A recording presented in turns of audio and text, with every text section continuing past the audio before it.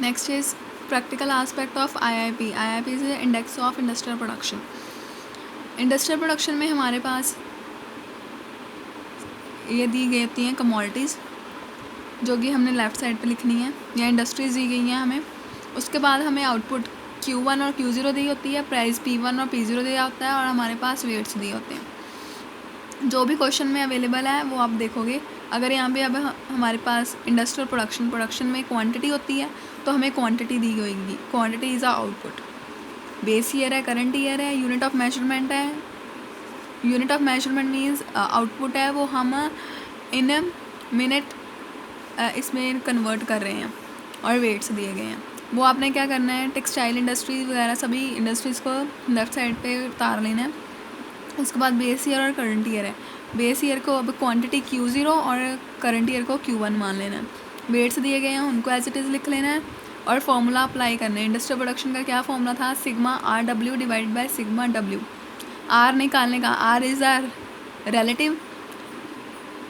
P जब price दिया होता था तो आर की वैल्यू होती थी प्राइस रिलेटिव. अगर क्वांटिटी है तो ये हो जानी है क्वांटिटी रिलेटिव या फिर आउटपुट रिलेटिव. तो उसका फॉर्मूला होता है Q1 upon Q0 multiply 100. 250 divided by 150 multiply 100. 200 divided by 100 multiply 100. ऐसे करके आपने सभी की वैल्यूज़ निकाल लेनी है. उसके बाद आपने क्या करना है, इस वेट के साथ ये 166.67 को मल्टीप्लाई कर देना है. ऐसे ही 40 को 200 के साथ मल्टीप्लाई करना है, 25 को 160 के साथ मल्टीप्लाई करना है, 20 को 133.33 और 10 को 150 के साथ मल्टीप्लाई करेंगे तो हमारे पास RW आ जाना है. और इधर सिग्मा W मतलब वेट्स का टोटल कर देना, और वैल्यूज़ पुट करोगे, देन आपके पास इंडस्ट्रियल प्रोडक्शन का आंसर आ जाएगा. ये हमने प्राइस रिलेटिव में किया हुआ है, दैट्स वाई आपको इस वे से समझाया जा रहा है. Hope you better understand it. Next topic is IIP in India. India में इंडस्ट्रियल प्रोडक्शन जो इंडेक्स है वो कैसे बनाया जाता है. In India IIP was release for the first time. IIP India में पहली बार बनाया गया था 1942 में, with 1937 as a base year, और बेस ईयर माना गया था 1937, करंट ईयर था 1942. By the office of economic adviser. जैसे WPI बनाया था ऑफिस ऑफ इकोनॉमिक एडवाइज़र ने, वैसे ही IIP बनाते हैं. And in the ministry of economics and industry, और जो मेन हेड है वो है ministry of economics and industry. 15 important industries covering almost 90% of the gross industrial output. इस IIP में, इस इंडेक्स में 15 इंपॉर्टेंट इंडस्ट्रीज़ कवर करते हैं जो कि 90% ग्रॉस वैल्यू का देते हैं हमें. मीन्स जो इंडस्ट्रीज़ 90% ऑफ आउटपुट पूरी इकोनॉमी में देती हैं, वो 15 इंडस्ट्रीज़ इंक्लूड करते हैं हम IIP में. सिंस तब से 1937 से लेके बेस ईयर को रिवाइज़ किया गया है सेवरल टाइम, और इसको शिफ्ट मतलब चेंज किया गया है. जैसे 1946, 51, 56, 60, 70, 980, 81, 1993, 94 एंड 2005. लेकिन लेटेस्ट जो बहुत ही जल्दी रिवीजन की गई है वो इंट्रोड्यूस की गई थी 12 मई 2017 को, और उसको कंपाइल किया गया IIP को, और नया बेस ईयर माना गया है अब 2011-12 इन दिस लेटेस्ट सीरीज़. लेकिन अब की जो लेटेस्ट सीरीज़ हैं, there are 811 items classified into 407 item groups. 811 items हैं और उनको 407 आइटम ग्रुप में क्लासिफाई किया गया, और उसमें 3 मेन इंडस्ट्रीज़ आती हैं. पहले 15 इंडस्ट्रीज़ थी, अब 3 इंडस्ट्रीज़ कर दी गई हैं.